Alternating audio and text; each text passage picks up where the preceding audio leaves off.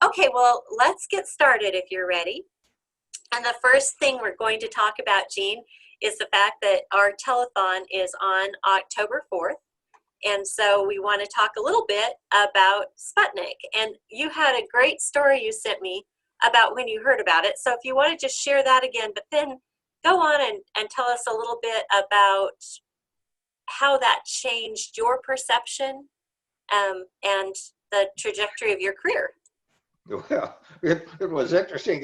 It was maybe I was a fighter pilot. I flew the 86 over in Korea, and I was returning from a flight from Taiwan. And as we shut down the engine, I was getting out of the cockpit in the aircraft. My crew chief ran up. His name was Tom Gertz. And Tom said, "You know, the Russian launched a Sputnik." And I say, "Well, what's a Sputnik?" And he says, "Well, it's a satellite that goes around the Earth and it goes beep, beep, beep." And I sort of like said, "Well, okay, well,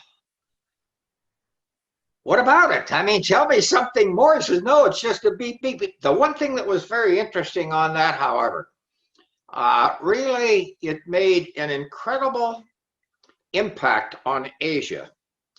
Because literally weeks later, I'd be over in Japan and I'd see these little wind-up Sputnik toys that they had already made. It was going beep, beep, beep, beep, beep.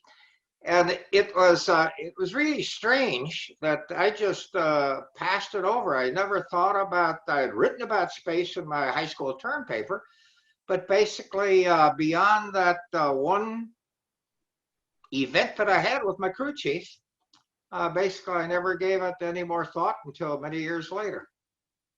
I wanted to fly fighters. I was a pilot, and my entire focus in life was on aviation, jet aviation, fly the fastest and the highest greatest performing aircraft. So space was just a passing fancy when I was in high school. And it was very interesting. When I returned to the States, I got into aircraft flight test. I was a flight test engineer in the B-52. And that then is my passion. In fact, I even came to love a bomber at that time. But at the end of the program, McDonnell was one of the contractors that was working in the B-52. Some of the engineers started departing. They were going down to the Cape. So I started following Aviation Week and what was going on in space, etc. At about the time the program was wrapping up, I saw an advertisement in Aviation Week that NASA was looking for qualified engineers to determine the feasibility of putting an American in space. Well, at that time, I had absolutely no background in what was going on. And this was out in Alamogordo, and they didn't have a very large library, and space wasn't a big thing out in Alamogordo either. So basically, I had to go and recruit and see who had some magazines. I'd go over the Fighter Missile Test Branch, and I'd go over the Air Force office and get Aviation Week magazine. It was just, small stories of background in that. And I sent in a application to NASA at that time and waited about 6 weeks. And I was really because I wanted a job. And finally got an answer that said yes, they had seen my employment by Form 57, and they said yes, they'd provide an offer. So I waited a few more days, and then I got a written offer, and I said, boy, they're really serious about this thing here. And then it got into a debate as to where I wanted to report. And I wanted to go down to the Cape, and my wife said, nope, you need more education. You ought to go to Virginia. They got good schools there, and right on down the line. And so I decided to go to Virginia, which is headquarters. And I was on board about 2 weeks. By this time, I had read a bit in Aviation Week, and the Space Task Group was basically flight test heavy. I mean, they had Walt Williams, they had Dr. Gilruth, they had a team that came in from the Aero Test Program, etc. So I was at home. I was a flight test engineer, and basically we could communicate. And this, for a while, it seemed that space was a secondary effort down there, because all we did was talk about what we did in flight test. But it was exactly the right background because we'd been doing experimental work, and that's what space flight was about. And when we started flying our first missions, we really learned what we didn't know. We were aviators, but the fact was this space business was a different breed of cat. We're not moving 5 miles a minute. We're moving 5 miles a second. And you got to know what you're going to do when you get ready to do something that darn well better be right. So that was my entry into the space program. 2 weeks on the job. I had not yet met Chris Kraft. I was in with Sig Schoberg, who was Kraft's deputy, and John Hodge, who was the flight test engineer on the number 5 Avro Aero aircraft. It was the one that was designed to crack Mach 2. And a guy comes in, taps me in the shoulder and says, "You're working for me now." In fact, he said it even more bluntly than that. He says, "You're all I've got. I need some help. We're getting ready to launch a Redstone, and I want you to go down to the Cape, write a countdown, write some mission rules, and when you're through, give me a call and we'll come down and launch." And I thought, holy, this is pretty far. We have more details and more, what I'd say, investment in getting ready to fly an aircraft than this silly little rocket. And I went down the Cape. I didn't even know when I got down there. I didn't know which direction the Cape was from Patrick Air Force Base, north or south. And fortunately, Gordo Cooper was on the same airplane that was with me, and a convertible drives up. And I was wondering, what the Proctor's got this convertible on the flight line right next to the airplane. And Cooper gets down there, and he looks up and he says, "Where are you going?" I says, "To the Cape." He says, "Hop in." And all of a sudden, we were blitzing down that ramp. We went out through the air policemen. They had real air policemen in those days at the bases. They gave him a high ball. He turns north, and we're really going. And that was my introduction to the astronaut corps and to Project Mercury, which is really great.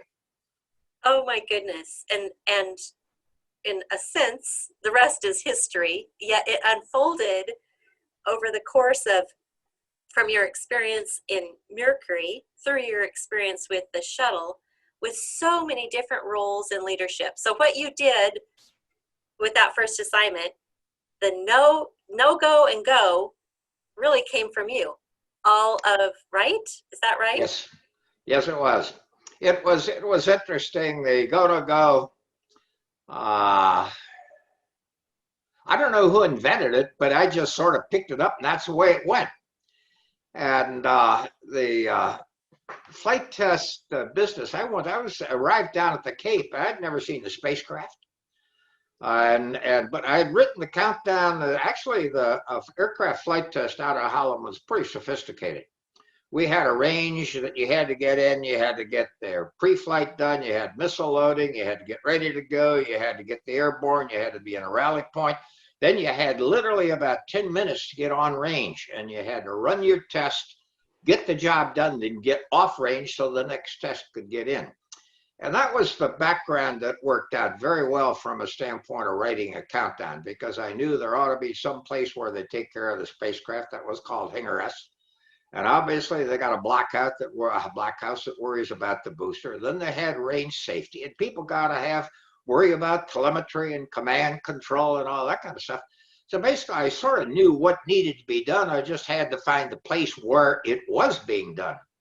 And that was a sort of a journey, because at that time, the Cape was sort of a wasteland. They didn't have signposts up or anything like that. And you darn well better know where you're going, because when you get in there at night, it was sort of like the end of the world. It was total blackness. It was sort of like the Okefenokee swamp down there. And there weren't any gas stations around. It was very, very primitive. And but it was the kind of place where everybody was learning at the same time. And it was a marvelous place to grow up. because somebody'd learn something, they'd tell somebody else, and pretty soon this became one organization that was getting ready to fly this first space mission. And we all knew a little bit, but together we knew a lot. And it was really the first launch didn't go very well, though, because that was the Mercury Redstone 1 mission. And we sent to firing command. We saw this great big puff of smoke. And then the television came down. The rocket was still in the launch pad. We had launched the escape tower. And there's a lot of debate about that. We wrote our first rule as flight controllers. If you don't know what to do, don't do nothing. Well, I think that is probably a rule that we could all live by. And there were a lot of things that came out of mission control that I think are great examples of leadership and teamwork. And there's some specifics I want to get into later, like your tough and competent speech and things like that. But in general, you hit the nail on the head about everybody coming together with what they know to contribute to the greater good. But how did you, as a leader in mission control, cultivate that kind of teamwork? That was, it was natural. And I think it was natural within the first group of controllers we had in there. We brought in people from the military services. I would say probably about a third of the people that I brought in initially.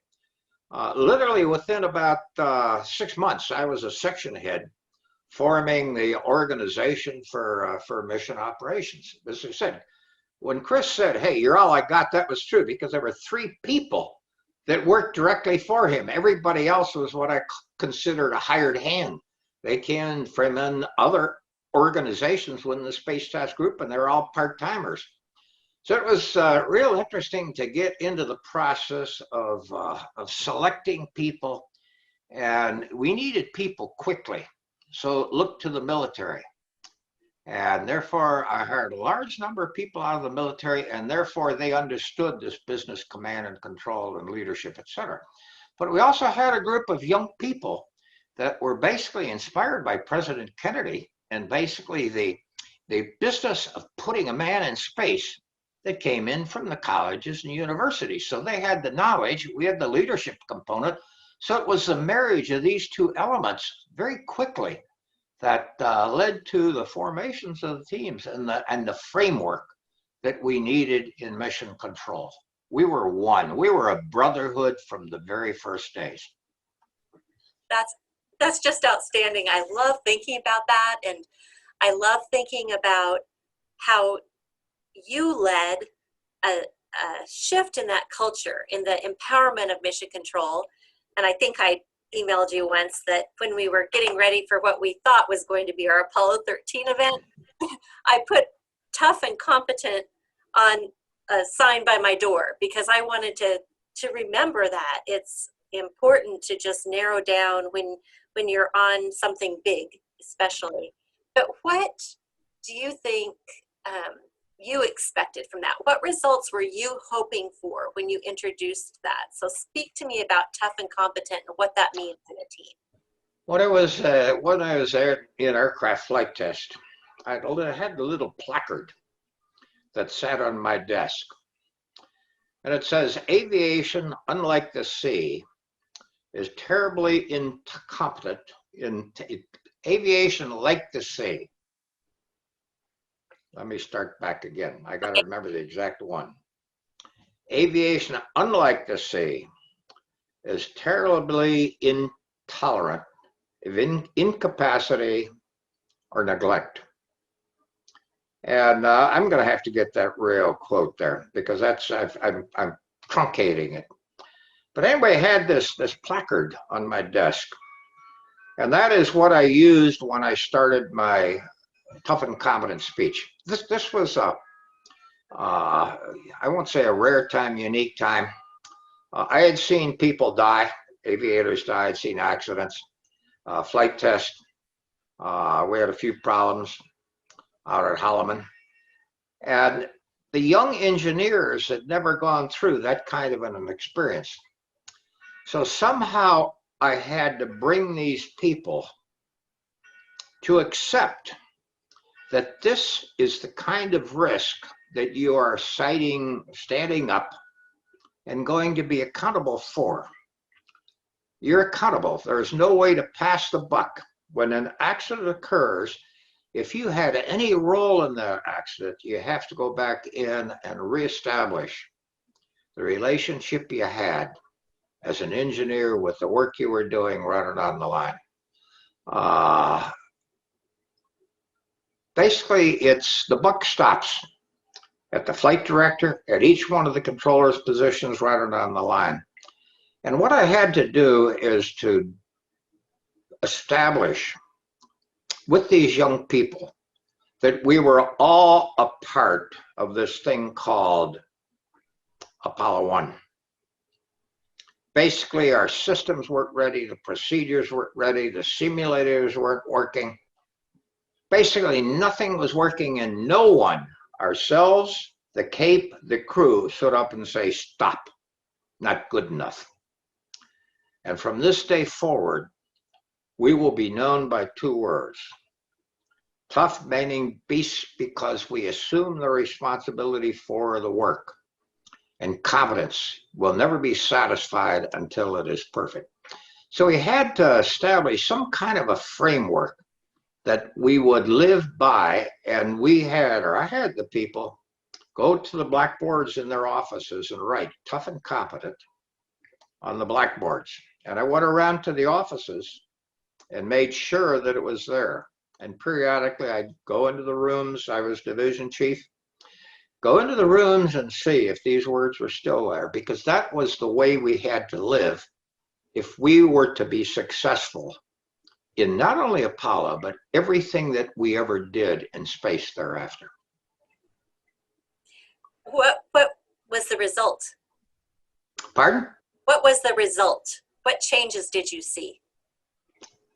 It was a mental change. You know, everybody, Ed Fendel is one of my principal controllers. He did an awful lot of work with me, and he's still my go-to guy.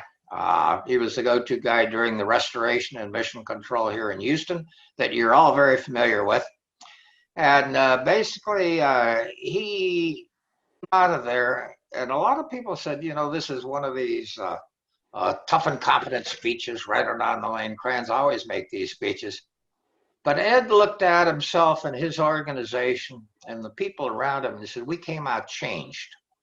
We had a different attitude about the work that we were doing. It was brought home very brutally, the risks of the work we do, so we got to do it damn good. We got to be the best at what we're doing. That's outstanding. I think that in every business, you can have takeaways from that. But how would you tell, whether you're saying it to leadership at the Cosmosphere or to a Fortune 100 company, what would you tell them they can learn from that? I think that it's essential for every organization. Basically, I've sent you a copy of what we call the Foundations of Mission Control. And the foundations represent the values. It is a clear statement of who we are, what we believe in, and when the chips are down, what we will stand for. And it's interesting that Foundations of Mission Control, Pete Frank, one of my flight directors, wrote, basically at the completion of the Apollo program, we got together with Bob McCall, the space artist, and we had him design an emblem. And there were 4 stars in that emblem: discipline, morale, tough, and competent. It represented times when we were not good enough for the work that we were trying to do. We had failed. And therefore, we wrote that word so we would never fail again. And we expanded that to several other elements that describe the qualities, the values we have to stand for in our work. And there is one that we added at the bottom, to always be aware that suddenly and unexpectedly, you may find yourself in a role where your performance has ultimate consequences. And this is very tough for all the young people to accept. because they're always looking for, there's somebody I can pass the buck to. There's a boss that's over me running on the line. And I would talk with them and say, you know, you may be driving home and you see a car accident. Are you going to get out of that car? You're going to stop. You're going to go and render aid. You're going to do the best of your ability to basically resolve that accident. If a person's involved, save that person, get them out. So this is an awareness that situations will occur throughout your life that are going to demand an ultimate commitment to resolve, to take action, to not be a bystander, but to be a performer in resolving an issue. And this is a statement in the foundations that really applies every day. I think about this when I'm in church, when I'm driving the car. I work in various groups around here. I see young kids that need a bit of help. I was very involved, and we flooded down here pretty badly. We had about 40 inches of rain, about 30 some in the house. But it was real interesting to see how people, when they are challenged, will get together. We were sitting, and not sitting, we have a two-story house. And all the people with one story, the houses were flooded. And we saw people getting chainsaws out and cutting holes in the roof so they could get up in the roof. And finally, my daughter came along, and she was in a canoe. She says, "We're going to get you out of there." And I said, "Wait till we get everybody else." I was totally, I won't say mesmerized. We were in the middle of a natural disaster, watching the Coast Guard helicopters rescuing people from the roofs in there. And somebody had to be in the ground directing them. I thought, boy, these people are doing their job. People are now showing up in boats here. My daughter showed up. They're putting babies in igloo coolers and floating them down. Animals were in coolers. People just showed up and assumed a leadership role to make the best out of a very difficult situation. To always be aware that suddenly and unexpectedly you may find yourself in a role where performance has ultimate consequences. I'm very proud of every person that was here. On our street, the people came in from other streets. It was really a marvelous, it was a disaster, but it was a marvelous time to look at people doing what people should do. True brothers as a community. And it's interesting time to be. This is not only the first natural disaster. We've had a couple out here, but Texas is tough, and Dickinson is a very small community. We came in here that had about 4,000 people. It was a farming community. Now it's about 20,000. So we've changed. We used to have cattle running out in our front yard here. It's amazing, from the changes you've seen take place in your community to the changes you've seen take place at Cape Canaveral. Now look at that place compared to what it was like.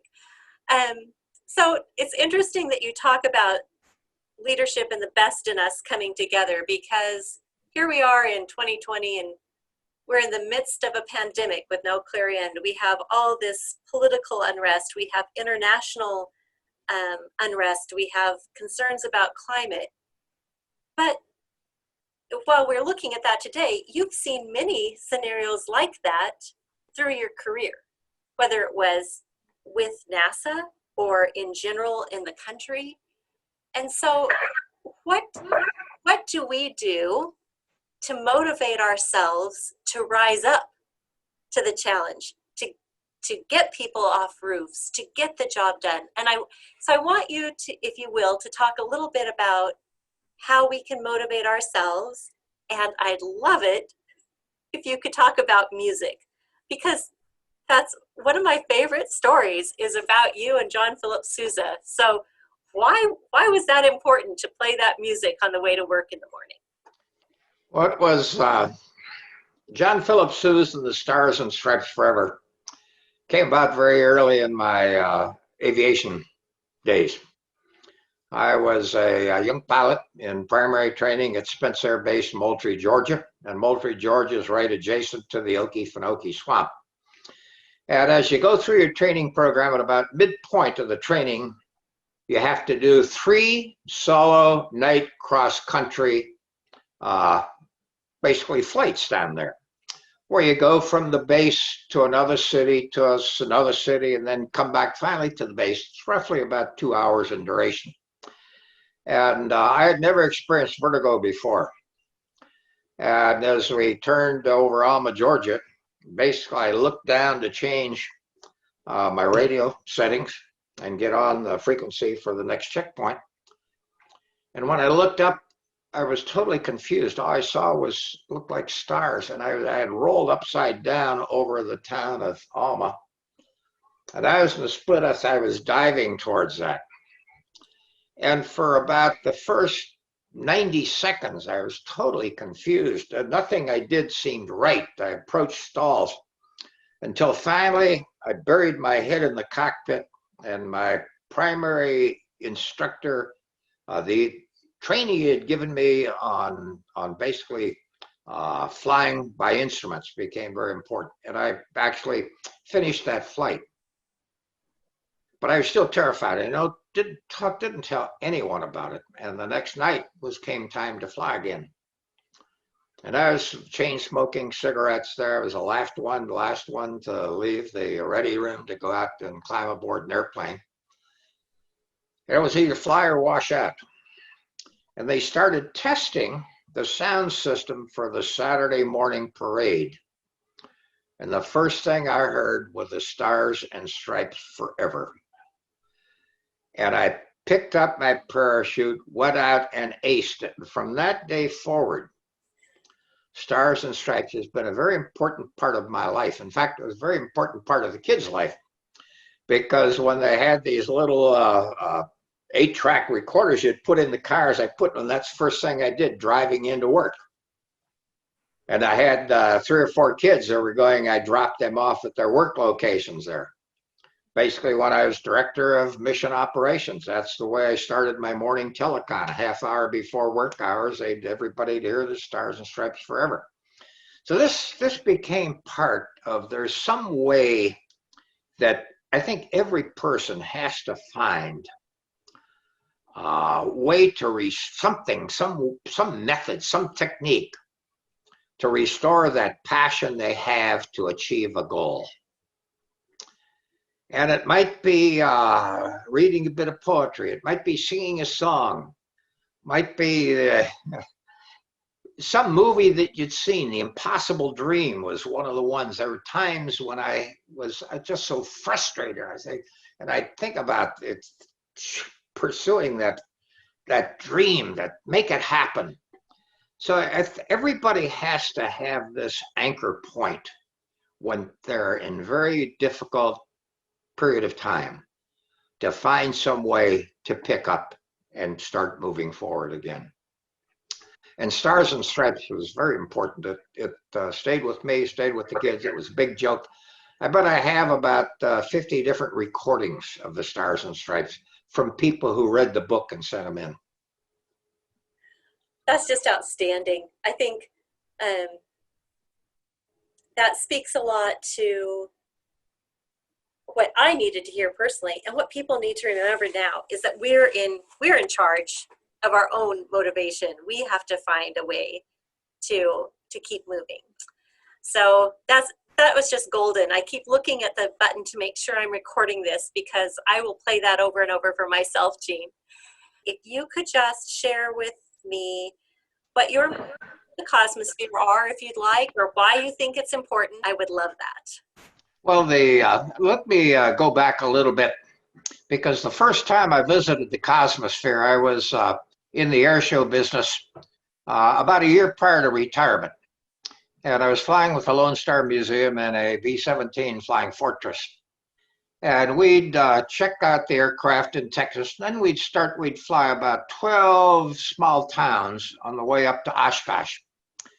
And we stopped at Hutchinson, Kansas. And then, you look over the country and you see the farm people down there, And you're making so much noise with this big airplane, 4 big round engines down there. And farmers in the fields would wave to you, and then we'd dive down, we'd wiggle the wings right around the line.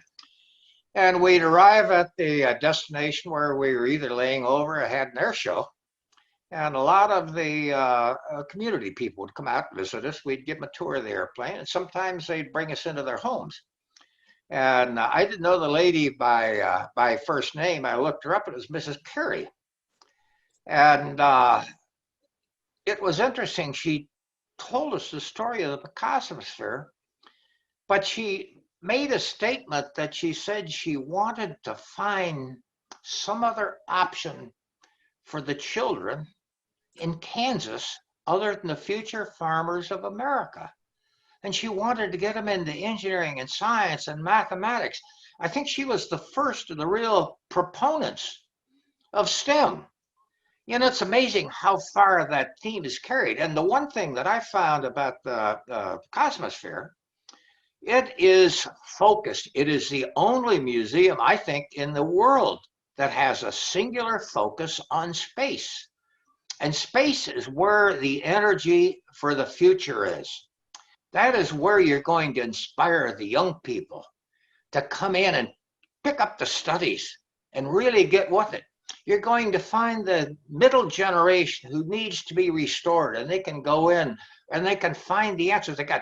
I was really surprised when I first got there to see the relationships that had been established between the United States program, Soviet Union, and some of the original work that the Germans were doing in there.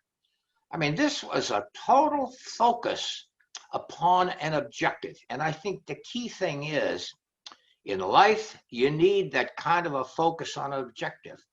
I'm for going back to the moon first class. I've never changed that.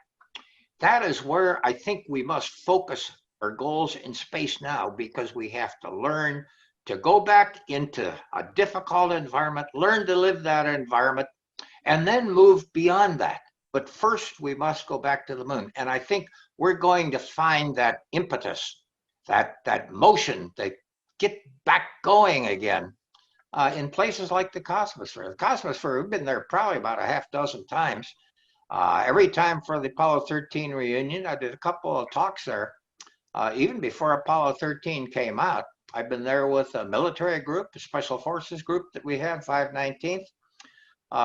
It is the place for space. That's because you're not confused. A lot of museums mix in space with aviation, with this, but you have a focus, and that's what's necessary. Oh my goodness. Thank you so much. This morning has been exactly what I needed for my spirit. And I know that's not the purpose of this, but my goodness, I appreciate it so much. And so tell me this, is there anything else that you want to say? Memory? Well, yeah, one of the things I think about a lot, I speak to a group of kids. My father died when I was young, so I had a single parent in my life. I had my mother and my 2 sisters. And it was very difficult to get along. But I had a sister in particular. My mother opened a boarding house for military personnel. So I learned of duty, honor, and country, but I was to a great extent raised by my oldest sister. And she taught me to read. She taught me to study. She taught me to dream. And she kept that dream alive. I talked about this term paper I wrote on space. But basically, it was the people who lived in our house that created my dream to fly.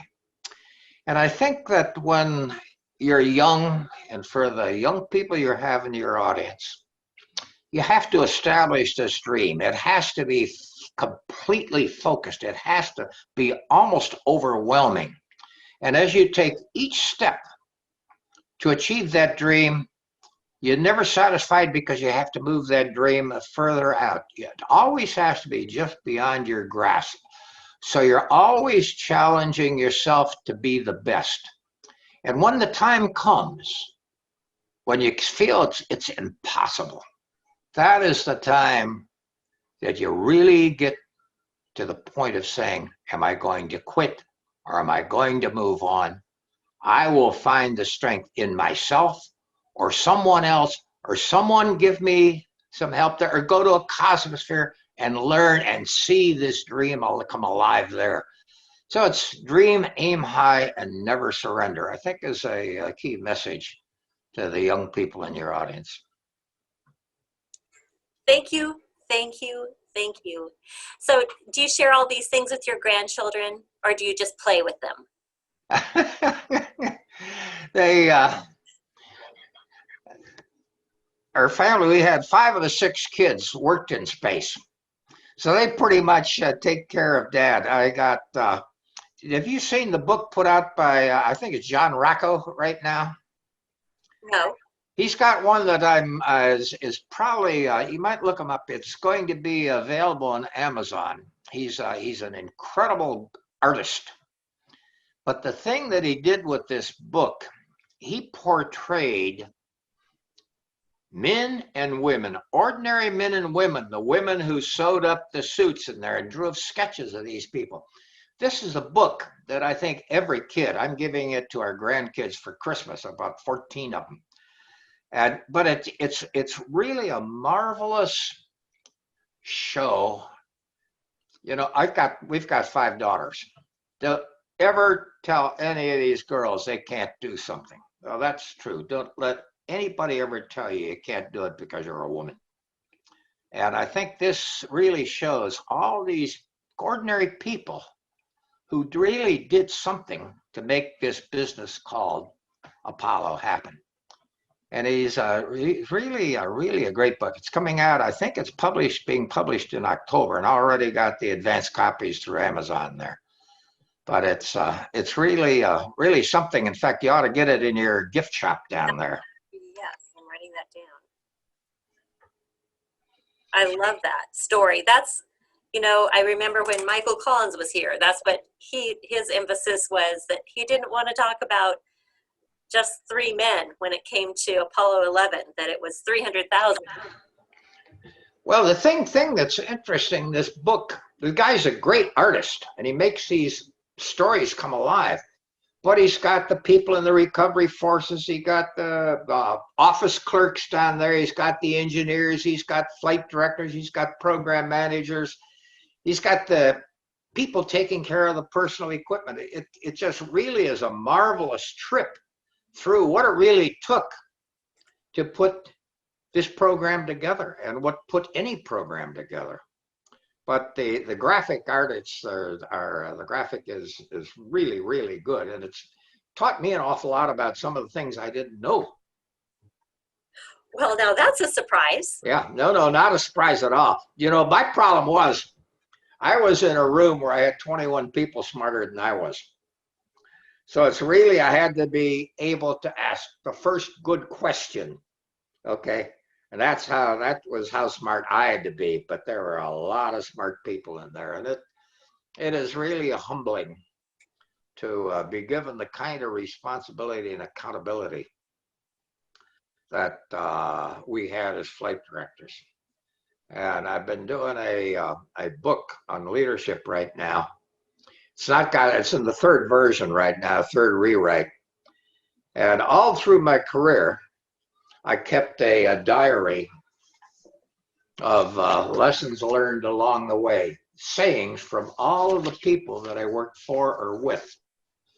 And there's half a book of these pages in here, and I'm really talking about what you can learn from the people if you just listen to them. Well, thank you. And if you think of anything else, just give me a shout and let me know. But I can't wait until I get to be with you in person. And hopefully that'll be in 2021. It'll just be, we got that goal set. We'll make it happen. Well, thank you again, Jean. It's been an honor. Thank you very much. All right. Have a great day. Bye-bye. See you.